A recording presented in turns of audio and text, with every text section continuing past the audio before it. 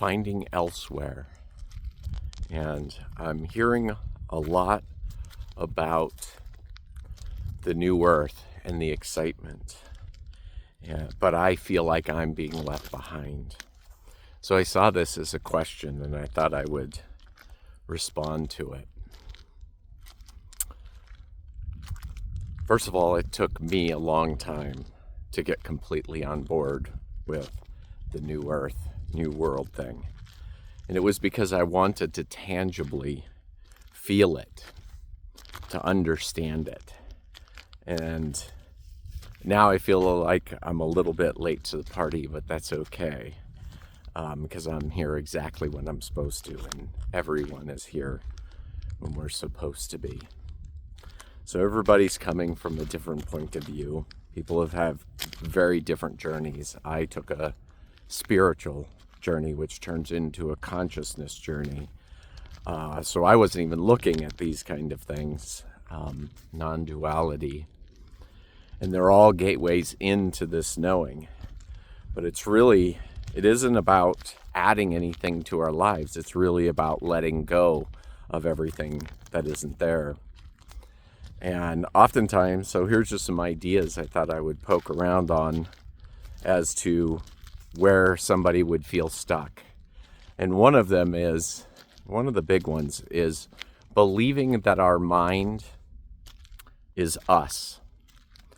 And so if I have to go back to my old mind, when I first, before I started understanding the mind, I thought that my thoughts were me. And people will hold on to, and I did, that identity. But that whole thing is just caught up in identities and programming. And so it's having an understanding that your mind is not you, and you have to get to a point that you can observe your thoughts, and that to start to have this realize. But to understand that the mind is just a tool, and a mind is something that can be malleable, it can be changed. Yet there's tons of feedback that people are saying, they're diagnosing them with ADHD and neurodivergent and all of these different things. And then I'm not saying these things don't exist, but it's to start looking at the idea that once we label ourselves, do we just then get trapped in believing this is how my mind works, or self-diagnosed, even worse? The idea could be is you are looking for elsewhere. So where else can you look? You can look at the idea that the mind that may be watching this video that might be saying, gosh, yeah, I really want to be a part of this new earth thing. I want to be part of the new world thing. And yet your mind is going, but I feel so stuck and I feel this and I feel this. So that's kind of a tug. You're getting a tug that you want to experience something else. But the biggest mistake I and a lot of people make is that they say, I need to fix the mind. I need to fix me. I have things to heal. I have things to... And you're basically saying the mind that you have, that you're saying you want to improve, is the mind you're going to put in charge of doing the repairs. You can see the irony in that. So taking a moment, just understanding that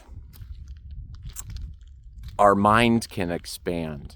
The tool of our mind can be very different than what we are experiencing right now. I can tell you that I can kind of categorize different parts of my mind now, my analytical mind.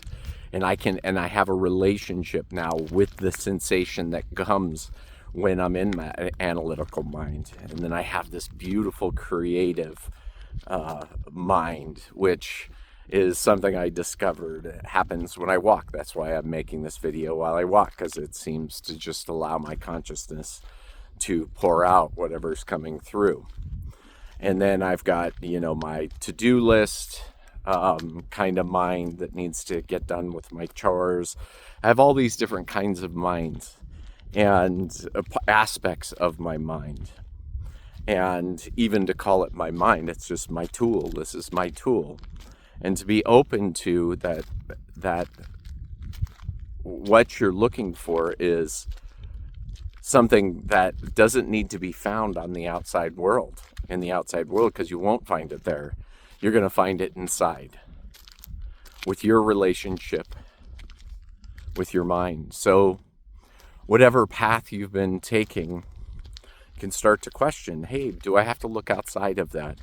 Do I have to start questioning some of the stories? This is another big one, is people are saying, I'm lonely. I can't seem to find friends and people that I can speak to.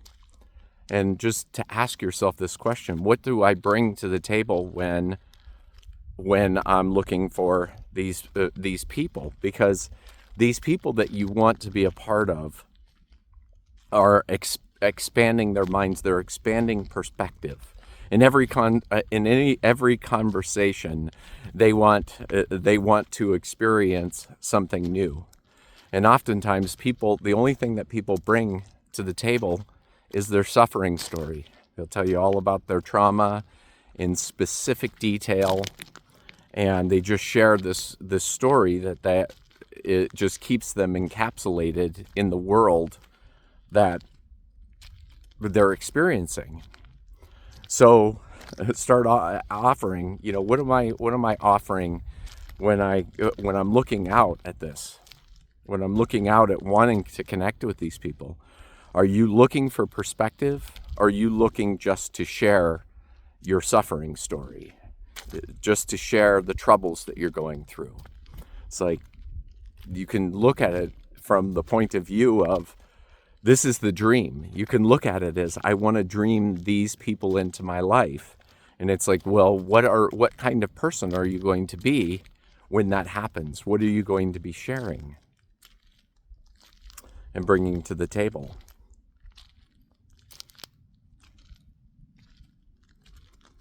Another thing that came up recently too is to take a look at teddy bears. So if we look at the craziness in politics and everything else, it's pretty obvious, and if you can't see it, then you might be in one. There's different narratives and what I call the mudslingers. And these are the ones that they are in the mud, throwing mud, and they do this on a daily basis. And they are following these aggressive, liberal and conservative narratives. They have basically just put themselves into I'm right mode, and this is the narrative that needs to be played out. This is the narrative that is right. This is the narrative that is the most beautiful, whatever they're telling themselves. And then they're constantly coming and throwing mud at the other side. But once you can back up out of that aspect, you start to see that there's people that are actually trying to figure out the narratives and which ones are being played. And as soon as you get down to, if you can sit with somebody on the other side of the political sphere, what you'll find usually is that their whole political view comes from holding on to their teddy bear. And it can be anything from, it's a lot of identity. It's also a lot about safety and security right now.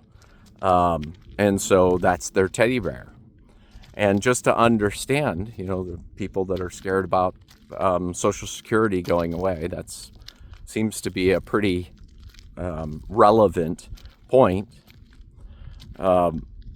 And that's going to be their teddy bear. So it's not a matter that you take their side, but you can understand that people are holding on to teddy bears. They're holding on to their safety. They're holding on to their political view because it works that works for fears that they have.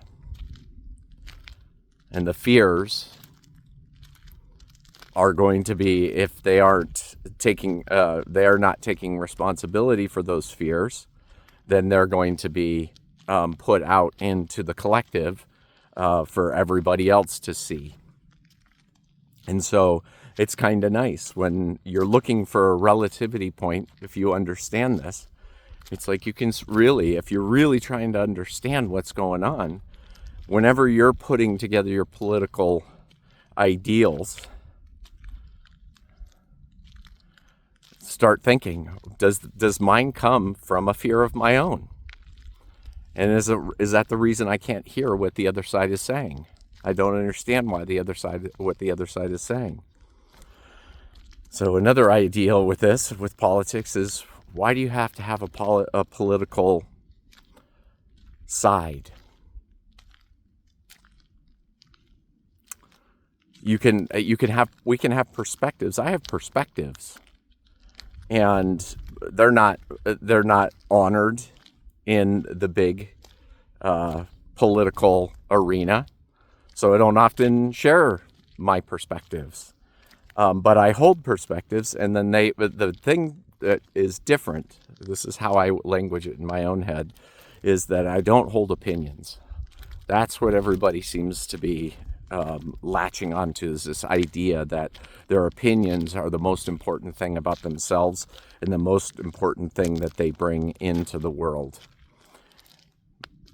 Perspective. Hold perspectives, and I hold perspectives, but those perspectives can change in any moment. I've been at an event in the desert in Arizona, and my perspectives have been changed numerous times over this. And to me, they're becoming sharper. They're becoming more increased in understanding.